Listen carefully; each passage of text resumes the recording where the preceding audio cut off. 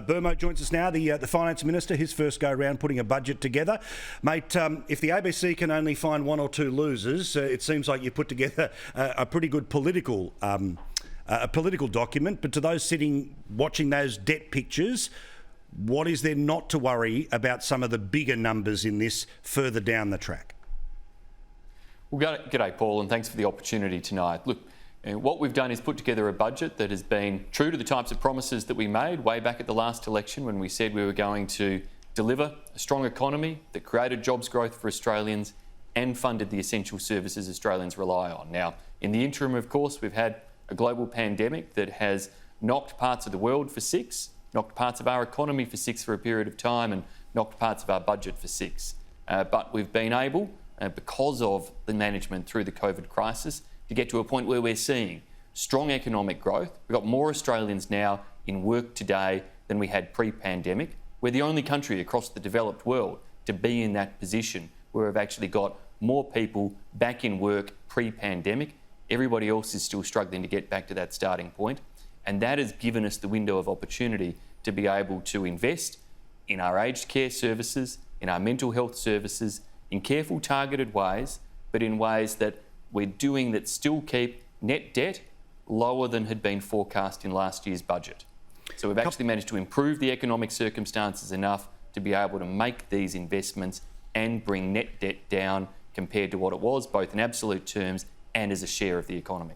Look, there's all obvious upsides in things like the traineeships, like the $300,000 in super for people if they want to downsize. And I'll give you a chance to talk about those in a second, but I just want to try to nip in the bud what I think is going to start to take hold here, and you're going to be asked about a lot in the next few days. First is that debt question. Second is the immigration question I was just talking about with Mark Latham.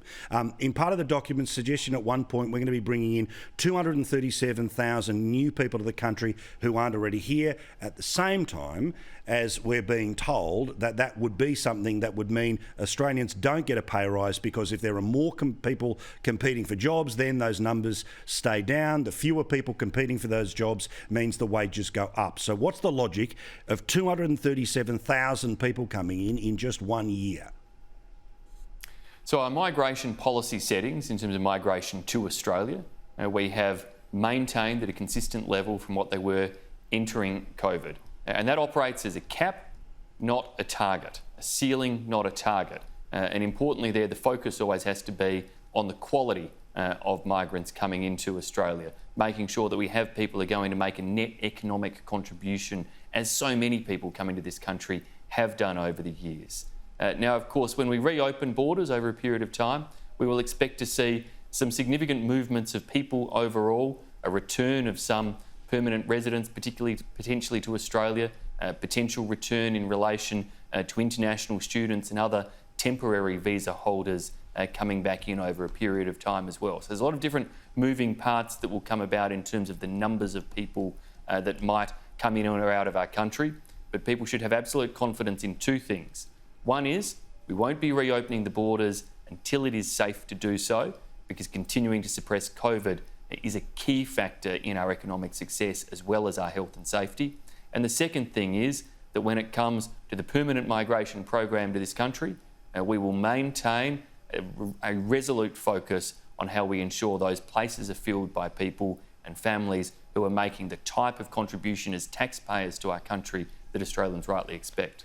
So for us to go from the deficit that was announced tonight to smaller ones in the next couple of years, it seems that the two biggest bets that the budget is making is that there will be a lot more money coming from company tax, i.e. more profits and more companies that will exist between now and 2025, and more people that will have a job, and the higher rates of tax that they will pay because of their increased earnings. Put simply, to explain to people what I'm talking about here, in the budget forecasts this year, company tax $82 billion.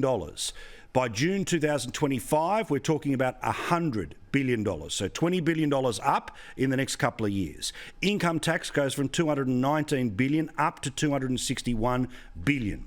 So let's deal with company tax first. What evidence, what logic do you have that you will make the best part of, 20-something billion dollars more in company tax than you do this year?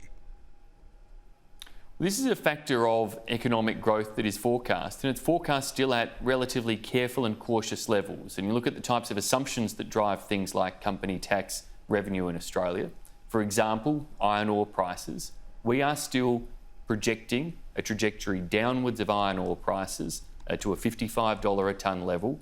So we're actually putting in place, as we've done consistently as a government, quite conservative assumptions that underpin those sorts of revenue projections. So we've been careful in that regard to not seek to gild the lily in any way, but to make sure that we have those cautious approaches, even in relation to income tax receipts, as you said. Yes, there's projected strong growth there. In fact, we've seen strong growth relative to what had been forecast, even with income tax cuts that mean many Australians are paying less in income tax at present. But we're achieving those outcomes because we've got more people in work. Now, are our projections for a further 250,000 extra jobs realistic? We're confident they are, because we're only projecting in this budget that unemployment comes down to 4.75%. The Reserve Bank had already been out there forecasting 4.5%, that would come even further down than our assumption. So again, an example of where we're applying a conservative and a cautious bias when it comes to these budget projections. And the proof really is in the fact that historically we have always exceeded the types of ambitions because we've adopted these sorts of cautious and conservative approaches. Again, I'm going off your own budget papers here. How the hell did we get to the state as a country where we are spending more than 2 to 1 on welfare than anything else in the federal budget? $209 billion. Health, $94 billion. Education, $42 billion. Defence, $34 billion. Now, I get it. Welfare means lots of different things. It doesn't just mean the dole. It means family tax benefits. It means childcare subsidies to some degree. But that is an extraordinary number when it is 2 to 1 the next biggest thing in the federal budget. Part of the gig of the finance minister, and certainly your predecessor in Matthias Cormann, was to be obsessed about numbers like this. What do you say to people when they see the graph they can currently see on screen, that 2 to 1 is money that doesn't really create much? It supports lots of people, it helps in politics, but it's 2 to 1 anything else. That we fully realise the importance of shifting people wherever possible from welfare into work. Every single person we move off of job seeker and into employment is in effect a budget savings measure. If you look just at the impact in this financial year of the fact that we saw some 200,000 fewer people on job seeker than had been projected, that means that we were able to save $3 billion in those welfare payments and generate a further $2 billion in tax receipts and payments from people making a bigger contribution to the economy and therefore acting as taxpayers in the type of way that we want to see much more of. And that's where the focus on the 250,000 additional jobs forecast to be created over the next few years again helps to move more people from welfare into work. The investment in relation to skills and training and the creation of thousands of new apprenticeships designed to be able to help make that a reality. Now, of course, there are then areas such as the superannuation measures we've put in place, the incentive and the ability for people, if they're downsizing their home at an earlier age, to be able to top up their superannuation. That again helps to reduce the welfare bill into the future, because people getting more money into their superannuation in their early 60s will see either fewer people needing a whole pension or a reduction in relation to the part pension that they might be receiving. All right, well, I'll check back in a couple of weeks how members of your family reacted to that news when you asked them about what their plan's going to be. Minister, thank you for the chat. Appreciate it. Congrats on your first budget. Thanks, Paul. My pleasure.